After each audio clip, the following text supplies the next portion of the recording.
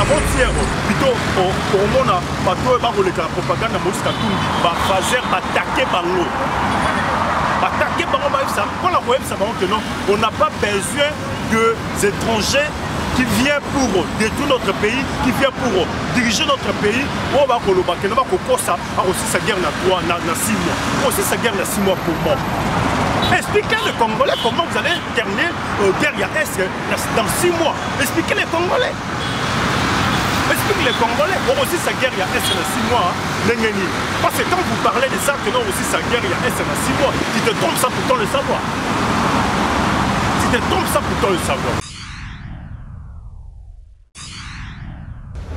C'est peigné. Quand c'est peigné, disent que non, Félix Antoine c'était plutôt au Moïse Katumbi, dans la commune du Sud, on a candidat commun, ici, on a failli passer à Bango pardon. Pardon pour la ligne, non, on a failli mais oui, il a totalement raison. Vous êtes des voleurs qui ont détruit la République démocratique du Congo. Moïse Katumbi, il a fait 9 ans à Lumbaché tant que quand en fait Katanga, Zalaki ensemble, avant va s'aider Katanga. Il a fait n'importe ce qu'il a fait. Il fait que détruire et puis piller le minerai de la démocratique. Parce que Moïse Katumbi a une leçon. Et on peut ça va pour le mal. Il ne faut pas avoir la leçon, et on peut ça va y aller. Il devait comprendre. Et puis quand la dessus sur ma candidat, c'est tout pour nous. Voilà, merci cher internet, merci na Baimboka surtout normalement la Mboka José Castro, na Ituri, na Malembankulu, partout d'ici aux amis, na Sud Kivu, Nord Kivu, Sidou Bangui, partout na République démocratique du Congo. Depuis que notre gens Maponami c'est Bandaki, mais Amba Mobimba, Limete Mobimba, je dis et puis je confirme toujours les transformateurs des autres.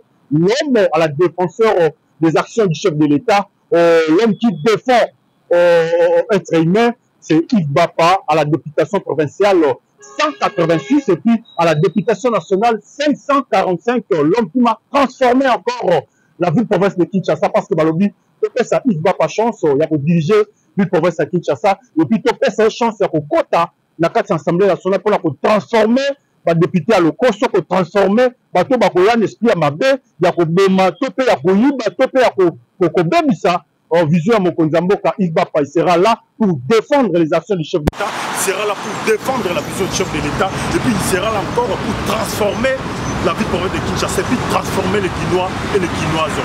Votez Yves Bapa, tout Moamba, tout le mettez, votez Yves Bapa parce que c'est lui qui détient la clé des actions du chef de l'État et parce que c'est lui qui détient aussi la clé de la vision du chef de l'État et puis c'est lui aussi qui détient la clé de transformer les autres, c'est Yves Bapa. Voilà.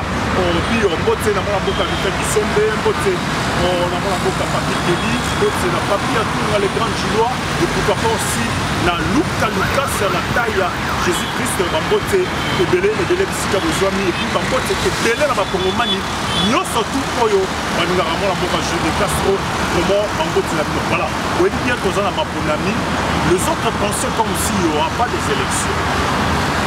Mais le nom Oyo, Koya et Amon Amboka Félix Antoine Tshisekedi, faire réveiller ma Congolais. Pourquoi faire réveiller ma Congolais? Toujours. Parce qu'il y a des candidats des Occidentaux. Il y a des candidats encore de Rwanda. Il y a des candidats encore de M23. Au moment où Bertrand Bisimwa, il a dit que il soutient. Nous sommes en train de soutenir notre candidat. Candidat Moïse Katumbi. Moïse Katumbi. Candidat Moïse Katumbi. Parce que dans le bas qui a encore la émission, que non, on suivait conférence où moi Ibrahim Assalaki Kagame il était là, et puis Moïse Katumbi il était là. Tant que non, et il soutient Moïse Katumbi parce que Moïse Katumbi c'est lui qui va la vision à Yende Bazomona Yende Moutou à Kumbe la Mboka bien. Et ceux qui vont la tête, et puis Bertrand Bisimwa, il a même tweeté pour dire que non, Moïse Katumbi c'est notre candidat. Et puis Bomoni, dans la mission, il y a ma chaîne, il y a Bapaya. Il commence à changer, pour changer mon bango, pour changer langue. Oh, il va être Koloba. Concernant mon amour, c'est ça aussi souvent on peut battre. Parce que pour lancer campagne à mon amour, c'est qu'il faut lancer qui la stade des martyrs, stade plein à craquer. Si les bandas va placer ses athées, parce que nous sommes comme et ils ont compris que non, voilà, Félix Antoine Tshisekedi, c'est plus populaire de la République démocratique du Congo, c'est Félix Antoine Tshisekedi. Et puis quand à la Lusus, Tangu Batuni, Moïse Katouni, Nakisangani. Wapi moi si na yo, moi si dans la nationalité ni. Parce que le Congolais a compris. A comprendre que non, au Tcha, mon paya, donc au Tcha, quand il y a un paya, na tête ya mboka, les amis locaux là, aux ongles encore 20 ans, il y a souffrance, il y a un Joseph Kabila. Il faut qu'on se le dise. Au Kolanda, ancien chef du directeur de cabinet adjoint, il y a Joseph Kabila, Jean-Pierre Tambila. Qu'est-ce qu'il a dit? Il a dit quoi? Pour lui, on a transformé Mboka, le président qui trouve mieux pour transformer le pays, pour transformer la République démocratique du Congo, c'est Félix Antoine Tshisekedi. Pourquoi il a dit ça? Il faut voter pour Félix Antoine Tshisekedi. Si vous ne votez pas pour Félix Antoine Tshisekedi, vous votez pour Moïse Katumbi. C'est Moïse Katumbi, c'est l'un des pionniers qui ont mis Joseph Kabila en erreur. C'est Jean-Pierre Tambila qui a dit ça. C'est Jean-Pierre Tambila. Il y a un moment où ça toujours les Congolais. Les Congolais va comprendre.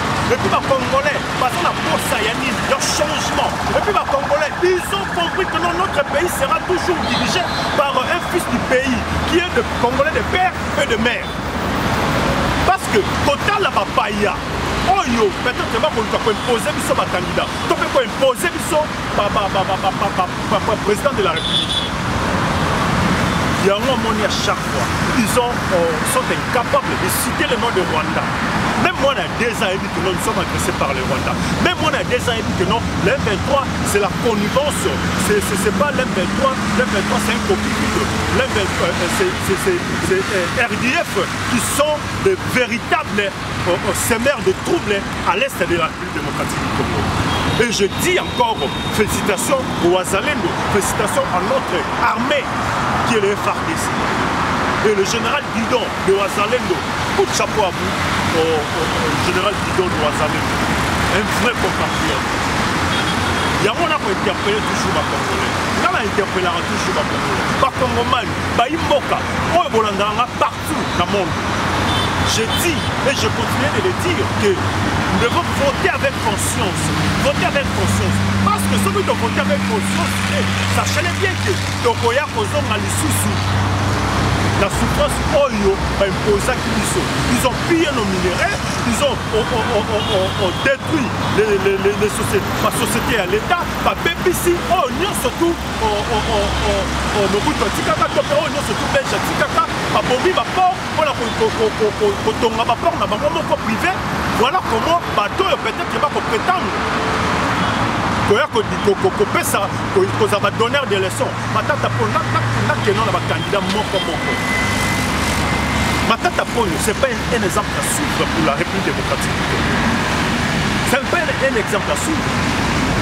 Matata Polo, il fut premier ministre dans notre pays, ministre des Finances et puis premier ministre. Qu'est-ce que Matata Polo il a fait? Quand les gens parlent de macroéconomique, c'était juste un coquille vide. C'était juste un coquille vide. Matata Polo, elle, c'est bancarisation. Bancarisation. Là, expliquez-moi de la bancarisation. Pourquoi Awel Saki Kokotsa va fonctionner dans la banque? Pourquoi? Parce que le comptable Oyo, pendant qu'il y a un bongo, il y a un fonctionnaire. Le comptable pendant qu'il y a un bongo, Matata Polo, il a compris que voilà, comptable Oyo, va qu'il y a un bongo Oyo, va qu'il y a un riche. Parce que pendant que c'est bon, on a récupéré un bongo, on a surtout, il y a un bancarisation. Pourquoi Matata Polo a une Félix Antoine Tshisekedi? Parce que, il faut comprendre que non, la bancarisation, Bambongo n'y a surtout un petit calata. Inaperçu. C'est Matata qui récupère cet argent. Mais tant que moi, la banque a Félix Antoine Tshisekedi, aïe. Et ils ont compris ndengeni bambongo wana ekendaka. Et en plus, na bakasi nyonso tout ya PPRD. Oh nyonso tout ba roumeli na pouvoir. Bazalaka na carte oyo bane ko zombonga trésor public chaque mois 50 000 $. Pour échapper au République démocratique du Congo. Vous imaginez le nombre de Bazaki dans ma carte, entre autres, Kika Yabin Karou. Lui aussi il avait une carte. Par contre, nous surtout ma classique de la Bazaki dans ma carte. Et tant qu'il j'ai failli à supprimer, à déverrouiller, à verrouiller. Non, nous surtout pas que soit. Il y a un moment où il y a la plupart de sa grande société. Et quand on a pour 205 millions de Kangaloti, quand on parle de l'économie, le nom Matata pour une compétence à mission leçon économique. Mais c'est lui qui est le détruit, destructeur. Plutôt c'est lui qui a détruit, pardon, notre économie. Et quand on a le nom le plus démocratique du Congo, on a le nom de ça là, on a fait ça pour détruire l'économie de la mission. Nous sommes tout important, on importe tout. Mais or que ceux qui vous kangalon de Salamaka parce que vous kangalon de Salani, Toloni, Tobuki, et puis de transformer. C'est ça, c'était le parc industriel de Kangalon. C'était comme ça. Mais maintenant, tu as l'esprit à ma paix, à Zimbabwe, à Yibi, du solo à l'État, à quelqu'un qui a la Kin. Et puis la Kin, avec sa tonne, c'est qu'il y a la Kin, la manière. Vous allez voir en image comment les populations à répondre massivement. C'était à bétoniser Kindu et puis Maniema. Parce que révélé par Bertrand Bissimo, qui est le pilier, qui est le responsable d'un 23. L'appareil là-bas, on porte Kagame. Et puis on remonte à une image ici à Kinshasa. Comment les Congolais ils sont réveillés à comprendre. Lobby avant-hier, plutôt au remonte à la propagande de Moïse Katumbi, fazer attaquer Bango. Attaquer Bango, pour la web, ça va que non, on n'a pas besoin des étrangers qui viennent pour détruire notre pays, qui viennent pour diriger notre pays. On va ça aussi sa guerre dans 6 mois. Aussi sa guerre dans 6 mois pour moi. Expliquez les Congolais comment vous allez terminer guerre dans 6 mois. Expliquez les Congolais. Expliquez les Congolais. Aussi sa guerre dans 6 mois. Parce que quand vous parlez de ça, que non aussi sa guerre dans 6 mois, tu te trompes ça pourtant le savoir. Tu te trompes ça pourtant le savoir. Comment se fait-il aussi sa guerre dans 6 mois? Incapable d'abord de se communiquer, Mouskatou. Incapable de se communiquer. Israël est passe. Français passe. Vous allez communiquer comment? Vous allez communiquer comment? On a pour interpeller les Congolais. Parce que les Congolais des étrangers aussi vont voter. Voter utile. Voter utile. Il ne faut pas voter parce que moi, en fait, s'entendre ce qui ne me plaît pas. Non, peut-être il faut voter parce que moi. Je vous dis sincèrement qu'il faut voter avec conscience. Parce que Ndenge Zabassoumi, on a récupéré le pays. Et ceux qui Kakamboka, le Zongi, na Maboko, Yamapaya, sachez bien que le Congo va encore souffrir. Le Congo va encore souffrir. De l'Opoy, Kotala, Nengenini, au déplacement, à candidat, surtout, Kopende va vous signer dans ma province, surtout. Et Kolanda. Après c'est Bengue. Quand après c'est Bengue disent que non, Félix Antoine c'était plutôt au Moïse Katumbi, dans la commune d'Afrique du Sud, on a communiqué candidat commun, il y a ici, à toi, il passer à Bango pardon. Pardon pour la ligne, non, il a mais oui, Fayou a totalement raison. Vous êtes des voleurs qui ont détruit la République démocratique du Congo. Moïse Katumbi, il a fait 9 ans à Lumbaché tant que de grands quand en fait Katanga, ils allaient ensemble, avant de sceller Katanga. Il a fait 9 ans, qu'est-ce qu'il a fait? Il fait que détruire et puis piller le minerai de la République démocratique du Congo. Parce que Moïse Katumbi, là, une leçon.